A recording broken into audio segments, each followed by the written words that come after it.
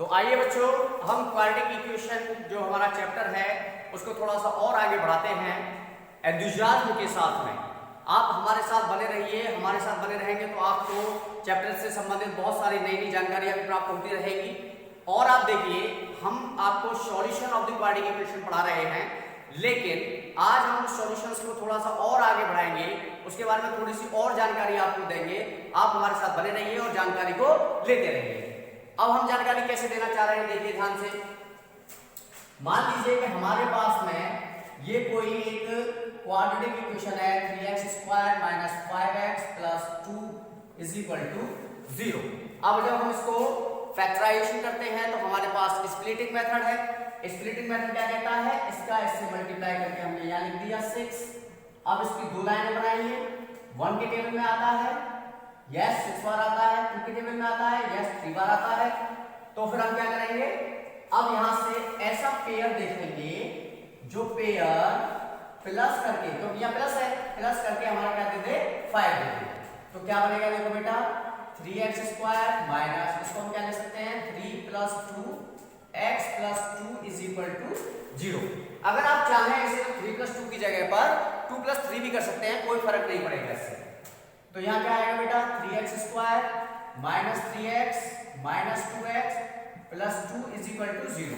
देखिए x का multiply करेंगे 3x और माइनस का मल्टीप्लाई करेंगे तो -3x, x का मल्टीप्लाई करेंगे 2x और इस माइनस का मल्टीप्लाई करेंगे तो -2x + 2 = 0।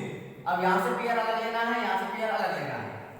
तो बेटा देखो, यहाँ से इसको पेयर बनाएंगे, यहाँ से इसको पेयर बनाएंगे और यहाँ से कॉमन क्या लेंगे हम 3x कॉमन लेंगे तो क्या बचेगा x - 1।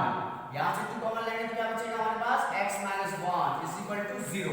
अब ये और ये अगर दोनों सेम आ रहे हैं तो इसका मतलब आप सही डायरेक्शन में जा रहे हैं। अगर ये दोनों अलग अलग आ गए तो आप यहाँ रोक लेंगे और यहाँ देखेंगे कि कहीं हमने कोई कॉमन लेने में गलती तो नहीं कर दी है। अब यहाँ से पूरा x - 1 कॉमन लेना है तो क्या बचेगा हमारे पास 3x - 2 = 0। तो हमने क्या बताया था कि ये जब इसका मल्टीप्लाई करके 0 आ रहा है तो ये भी 0 हो सकता है या ये भी 0 हो सकता है, दोनों में से कोई सा भी 0 हो सकता है या दोनों ही 0 हो सकते हैं। तो हम इसको x - 1 को 0 के बराबर लेंगे तो x की वैल्यू 1 आ जाएगी और यहाँ पर हम 3x - 2 = 0 लेंगे तो x की वैल्यू हमारे पास कितनी आएगी बच्चों 2/3। तो याद रहे, अब ये दोनों ही x की वैल्यू है, ये भी x की वैल्यू है और ये भी x की वैल्यू है।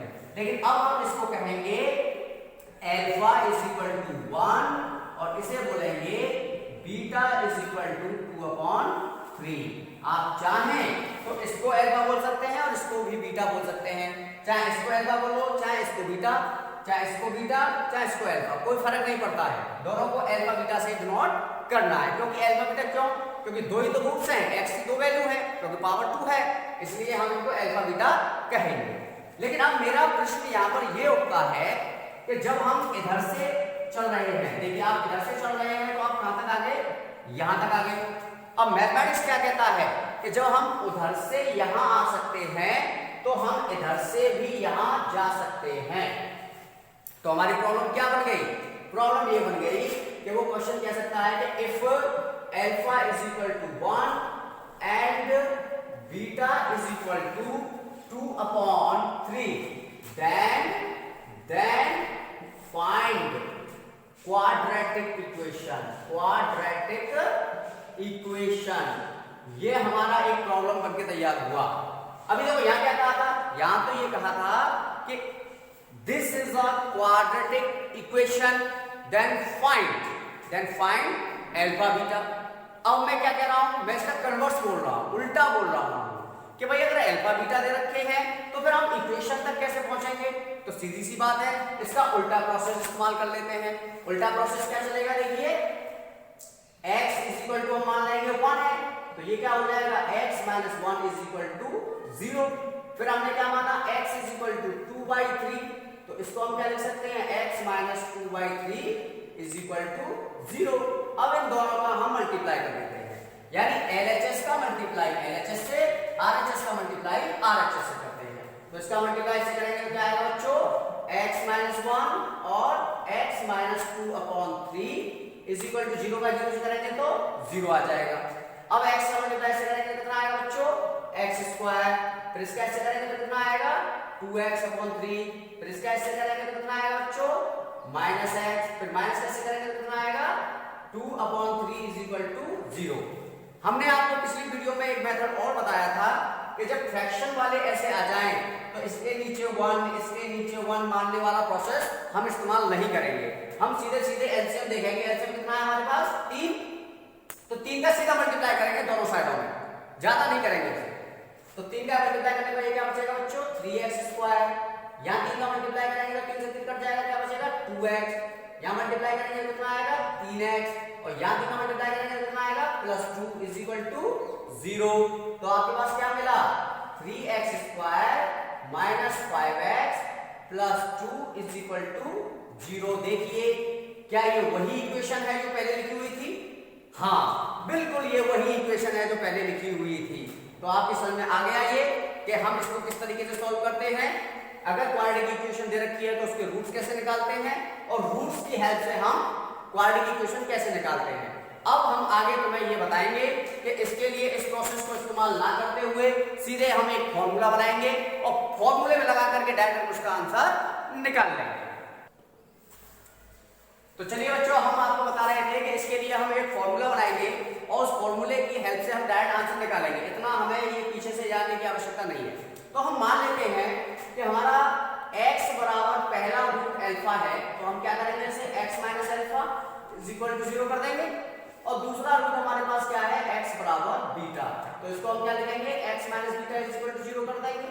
अभी हमने क्या किया था, इन दोनों का मल्टीप्लाई किया था, तो हम मल्टीप्लाई कर लेते हैं x - अल्फा × x - बीटा = 0। अब हम इसका मल्टीप्लाई ऐसे करेंगे, तो कैसे करते हैं मल्टीप्लाई, देखो मल्टीप्लाई करना बड़ा इजी है, जल्दबाजी ना करें आप, पहले x लिख लें फिर ब्रैकेट में इस पूरे को लिख लें, ठीक है, फिर माइनस अल्फा लिख लें और ब्रैकेट में इस पूरे को लिख लें। तो क्या मिलेगा देखो बेटा x² माइनस बीटा x, फिर क्या मिलेगा अल्फा x, फिर क्या मिलेगा अल्फा बीटा = 0। आपको देखो क्या मिलेगा, यहां पर पहले आपको मिलेगा x², यहां से आप क्या कॉमन लेंगे -x कॉमन लेंगे, तो आपको क्या मिलेगा अल्फा प्लस बीटा, और यहां पर क्या है अल्फा बीटा = 0। तो क्या बन गया फॉर्मूला, फॉर्मूला बन गया x² minus alpha plus beta into x plus alpha beta = 0। तो ये क्वेश्चन आपको मिल गया पूरी तरीका से, फॉर्मूला आपके पास बन गया x² minus alpha plus beta into x plus alpha beta = 0। तो अब देखिए चेक करते हैं हम कि हमारे पास में अल्फा दे रखा है बीटा दे रखा है, इस फॉर्मूले का इस्तेमाल करते हैं। तो फॉर्मूले क्या है हमारे पास x² minus alpha plus beta into x plus alpha beta = 0 है कि नहीं। तो अब हम क्या लिखेंगे x² माइनस अल्फा की वैल्यू कितनी है 1, बीटा की वैल्यू कितनी है 2/3x प्लस 1 इंटू 2/3 = 0। अब देखिए इसको सॉल्व करना, इसको सॉल्व करने का तरीका देखिए आप, सिंपल बात बताते हैं हम आपको, ज्यादा हाई लेवल का काम नहीं। बहुत से बच्चे इसको कैसे करते हैं ध्यान से देख लेना, मैं बता रहा हूं आपको। इसको सॉल्व करने के लिए बच्चे क्या करते हैं 1 + 2/3, इसके नीचे 1 मानेंगे 3 ले लेंगे, फिर इसका एलसीएम लेंगे प्लस इसका ऐसे लेंगे, फिर इसको लिख देंगे 5/3। लेकिन हम क्या कह रहे हैं, हम ये कहते हैं, देखो बच्चों हम क्या कहते हैं, हम ये कहते हैं जैसे 1 + 2/3 है तो आप इसको सीधे सीधे लिख दो 1/2/3, और ये क्या हो जाएगा 3 बन जाए 3 और 2 कितना हो जाएगा 5/3। इट इज वेरी सिंपल, है क्या नहीं सिंपल। तो बस वही करना है हमें, यहाँ पर ज्यादा हमें इसको सॉल्यूशन ना करते हुए -3 बन जाए 3 और 2 5x/3 प्लस, और ये कितना हो जाएगा 2/3 = 0। अब हमने आपको बताया कोई फ्रैक्शन सॉल्यूशन नहीं करना है, 3 नीचे आ रहा है 3 का मल्टीप्लाई कर देंगे तो कितना मिलेगा हमें बेटा 3x² माइनस 5x प्लस 2 = 0, और हम अपने रिजल्ट पर पहुंच गए। तो सीधी सी बात है, हमें ये पता चल गया कि ये फॉर्मूला कहां से बना, कैसे बना, प्रोसेस वही है, हमारा फॉर्मूला हमारे पास ये है। अब कभी भी आपको अल्फा बीटा दोनों दे रखे होंगे तो आप उसकी हेल्प से सीधे सीधे उसका ये वाला क्वाड्रेटिक इक्वेशन फाइंड आउट कर सकते हैं। आगे बात समझ में। अब अगले स्टेप में हम आपको ये बताएंगे कि ये जो अल्फा प्लस बीटा है इसको हम क्या कह रहे हैं, देखिए ये दोनों का क्या है, जोड़ है, तो इसको बोलेंगे सम ऑफ रूट्स। और यहाँ अल्फा बीटा यानी दोनों का मल्टीप्लाई यानी कि प्रोडक्ट ऑफ रूट्स। अब हम थोड़ी सी चर्चा सम ऑफ रूट्स और प्रोडक्ट ऑफ रूट्स पर भी करेंगे। आप हमारे साथ बने रहिए सम ऑफ रूट्स और प्रोडक्ट ऑफ रूट्स के बारे में बात करने के लिए। तो चलिए बच्चों, अब हम आपको बताएंगे सम ऑफ रूट्स और प्रोडक्ट ऑफ रूट्स के बारे में। तो देखिए हम यहां मानते हैं let alpha and beta are be the roots of a x square plus b x plus c is equal to 0। ठीक है, जब ये अल्फा बीटा इस क्वाड्रेटिक इक्वेशन के रूट्स हैं, तो अभी थोड़ी देर पहले हमने देखा कि हम इसको ऐसे भी लिख सकते हैं, कैसे, x square minus alpha plus beta into x plus alpha beta is equal to 0। ये और ये दोनों एक जैसे ही हैं, क्योंकि अल्फा बीटा इसके भी रूट्स हैं, इसी के तो रूट्स हैं, तो जब से सॉल्व करेंगे हम तो ये मिल जाएगा।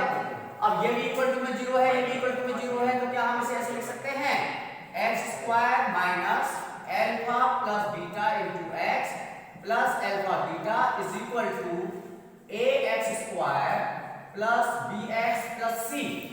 अब देखिए यहां से देखिए आप, ये a x square b x plus c है, लेकिन इधर साइड में आप ध्यान से देखिए कि यहाँ ए नहीं है।